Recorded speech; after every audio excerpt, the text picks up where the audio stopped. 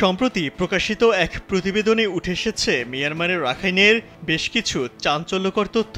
Human rights watch HRWর এক প্রতিবেদনে এই ভয়াবহ চিত্র উঠে এসেছে। প্রতিবেদন অনুযায়ী আরাকান আর্মির দখলকৃত এলাকাগুলোতে রোহিঙ্গাদের চলাচলে কড়াকড়ি আরোপ করা হয়েছে।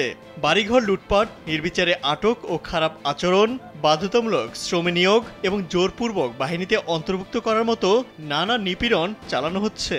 অভিযোগ উঠেছে রাখাইনে কবরস্থানও ধ্বংস করে দখলে নিচ্ছে আরাকান আর্মি, ফলে মৃতদেহ দাফন করতে হচ্ছে ধান খেতে।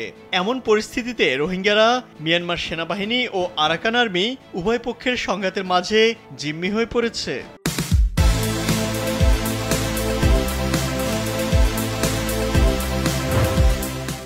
HRWর এশিয়া অঞ্চলের পরিচালক এলেন পিয়ারসন এই পরিস্থিতিকে মিয়ানমার সেনাবাহিনীর দমননীতির অনুকরণ হিসেবে বর্ণনা করেছেন এবং আরাকান আর্মিকে আন্তর্জাতিক আইন মেনে চলার আহ্বান জানিয়েছেন। 2023 সালের নভেম্বরে নতুন করে সংঘাত শুরুর পর আরাকান আর্মি জান্তা সরকারের কাছ থেকে কিছু এলাকা দখল করে নেয় এবং অন্তর্ভুক্তিমূলক শাসনের প্রতিশ্রুতি দেয়। তবে রোহিঙ্গারা জানিয়েছে তাদের জীবন এখনও কঠিন ও শৃঙ্খলিত।